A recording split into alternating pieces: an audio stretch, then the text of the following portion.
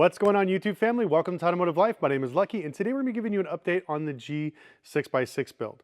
Now, unfortunately, during my editing, I lost some of the footage of us doing some final finishes, but today we're going to walk around, show you what we did, talk about what we're going to do in the future, some of the things we have planned, because now we're under the gun. We have to pick out a color for the interior, a color for the exterior, and also figure out if we're going to have some of the accent pieces be either black or chrome. So we're going to go over all of that and a whole lot more. Special shout out to LLP for sponsoring this video. I'll tell you more about them here in a little bit, and let me show you what we got going on. Now, a lot has happened since our last video, and the car is looking great.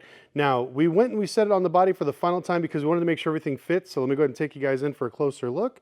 So we wanted to make sure that all the actual mounting points, like right here, everything lines up correctly. You could see the body mount right here. Everything is lined up, it's good to go.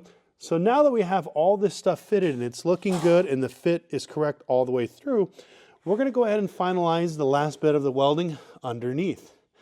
Now, once that is done, let me go ahead and step back here. We are going to do final assembly on the chassis itself. We're going to lift up the body, then we're going to go ahead and put on the transfer case, the motor, the transmission, all the lines, the fuel tank, do it all one more time for final assembly because this will not be coming apart anymore as far as the chassis is concerned.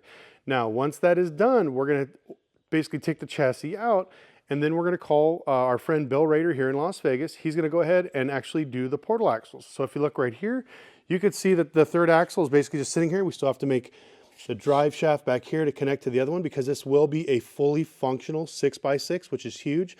All the replicas out there, a lot of them are fake or they got these other transfer cases to make them through. But the reason why the portal axles are so good is, let me walk you over here. You could see one of them sitting right here. This gives us the significant ground clearance we need to do off-roading. Now this part right here goes into the actual axle part right there. And once that bolts in, now we have an extra 6 to 7 inches of clearance where the wheel gets dropped down. Now, a lot of military vehicles have this same spec. Now, we have 6 of these things that need to be put on. Now, it's not that big of a deal. It's pretty simplistic, but I've never done a portal axle before. I did one in a Hummer a long time ago, and those are pretty easy, but I don't want to mess with this because I want to make sure it's done correctly. So I'd rather pay a few bucks and get it done by a professional. Bill has a bunch of these things up here. I'll leave a link to his YouTube and Instagram on there, but he's done a bunch of 6x6s. Now, it's kind of funny. I got this 6x6 because I wanted to be the only one in Vegas, but I come to find out Bill actually has 2 real 6x6s at his shop here in Vegas alone. Now, there's only 100 of these things made worldwide, and there's 2 that live full-time here in Vegas. So even though I thought this was something really rare and unique, I should have known a bunch of people in Vegas have way too much money, and they winded up basically buying these. Now, one guy, it's complete, like, you know, trailer princess. It's clean, there's nothing done. And the other one is a hardcore off-road machine. If you've actually seen or went to the Mint 400 this year, you've seen that car set up at quite a few spaces. I've seen it at a few booths in SEMA. So this other one is making its rounds, and that one is white. And that's what brings me to my next question. What color are we actually going to put it? Now, a lot of people in the comment sections just said, keep it white, do black, burgundy, whatever else, all kinds of crazy colors. I think the color that I'm going to go with is actual Nardo gray from Audi. There's a similar color like this for Mercedes, doesn't look just as nice, almost like my toolbox here. I really love that color, but then on top of that, if you actually come over here, oh yeah, and shout out to Harbor Freight for sending us this, you can actually see like a lot of the trim is black. So one thing I also decided on was the fact that instead of having all the chrome on this car, we're actually going to switch everything to black. So I ordered black grills, black running boards, black push bars, all that stuff. So this way this car will be all Nardo grayed out with black on the exterior, even the wheels. And then we're going to have subtle touches of red. Now, I'm going to show you the wheels over here. These have a very light accent of red on them already. That's the way they come from the factory, if you kind of see right here. So we're going to go ahead and leave that. Also, we're going to add some other little trim pieces when Brabus is put on there. We're going to keep it in red. Also, the springs, these are going to be pulled out, and they're also going to be powder-coated red as well. Now, the big thing is the interior. This car only has 20,000 miles. It's super clean, no problems with it, but the black interior is kind of old, it's boring, it's kind of dated, and so we wanted to put something new and modern inside. So we decided to go with a completely bright red interior. Now, I've seen a few Brabuses with the all red interior and a few Mansories editions that are just absolutely gorgeous.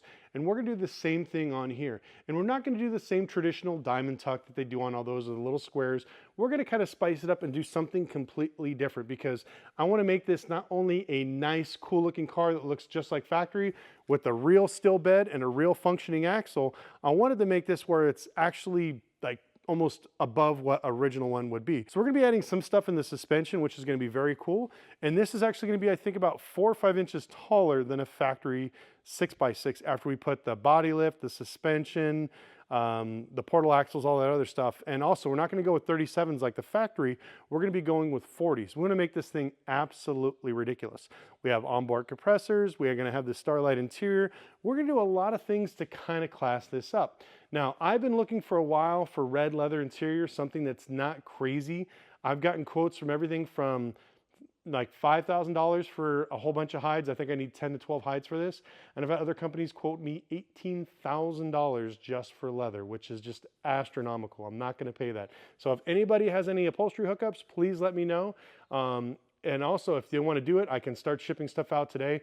I've worked with 2 places here in Vegas. I gave them the seats. They kept telling me they were going to start on them, and then they just never did. So it kind of sucks. That's just the thing. This is why I try to do everything and teach on this channel, to keep everything in-house, because once you start sending shit out, now you're at the mercy of somebody else.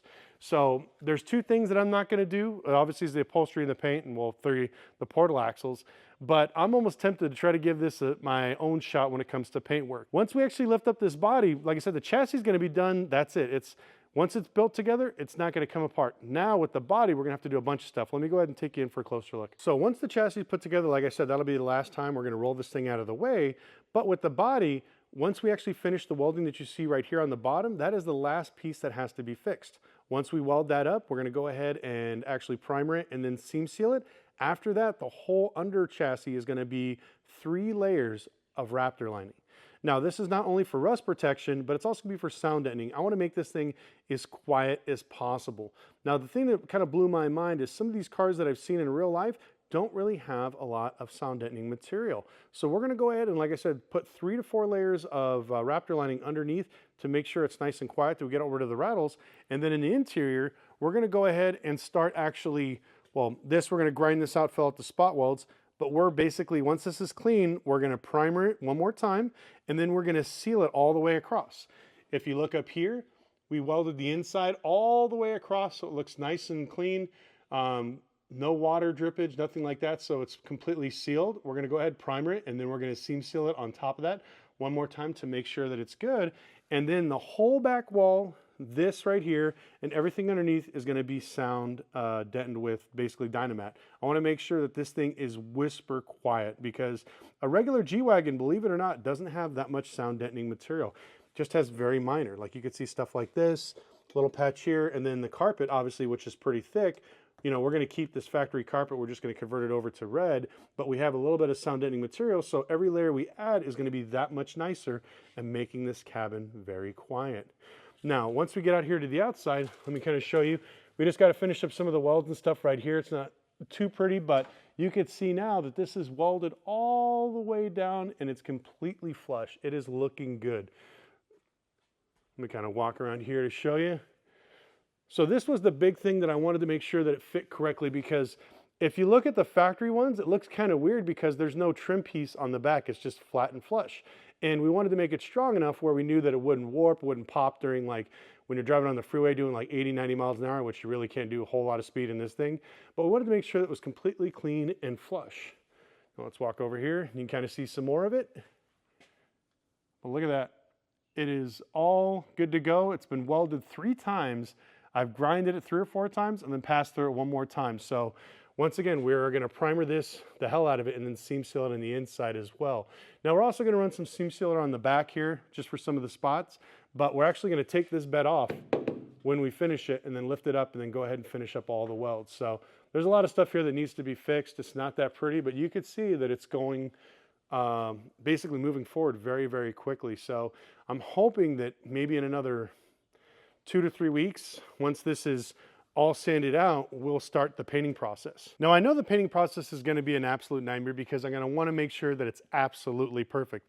So whoever paints this, I'm going to make sure they take it all the way down to basically torn apart in pieces, because there's nothing worse than when I see people Mickey Mouse it and have tape lines everywhere and it looks really bad, because we're going to be driving this not only as an everyday driver, but I want to take it to shows just to kind of showcase some of the fun stuff we can do here at the shop. Now, I was offered a TV show a while back, and right now we're still kind of in the middle of negotiations, seeing what it is, but this is what we're going to be doing, building cars on here. But even if that doesn't work out, I still want to build stuff here on YouTube, so this way we can have fun and do these things together. I want to make sure the biggest thing, it's dependable. There's nothing worse than having a really cool custom rig when it's not dependable. Now, this is the factory motor. We're not going to do anything to it right now. A lot of people in the comment section were like, oh, you got to put bigger turbos, down pipes, all this crazy stuff. 500, 600 horsepower is more than enough for this thing. It's not a track car. It's a massive 9,000 pound land yacht. So I don't really have to race anywhere. I got some other cars that I'm building that are gonna be faster just for that. But we're gonna keep it stock. All we're gonna do is reseal a lot of the stuff that's leaking, put some new fittings on the lines, recharge the AC, and that's really about it. Now, I'm probably going to upgrade a few of the coolers just to make sure that the oil cooler and the transmission cooler stay extra cool during like towing, lifting, going off-road, some other stuff, because we are going to put a trailer on this actual unit, so this way we can actually tow cars and all this other fun stuff.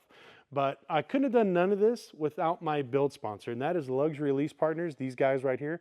They're an amazing group of guys that love to help people get into their dream cars. So if you're looking for an exotic car, a classic car, or a luxury car, they have you covered with different programs to help you get into your vehicle. And if you have good credit or bad credit, it's not a problem. They have programs for each to help you get into the vehicle you want. Also, they have a really cool program where they don't actually report to your credit bureau. So if you're looking at maybe getting some lines of credit in the future, you want to buy a house, it won't affect your DTI. And that is huge, especially in this day and age. And they're a great group of guys, and they're car guys. So as you start talking to them, they'll give you their opinions on what you think you should get, resale value, all that other fun stuff.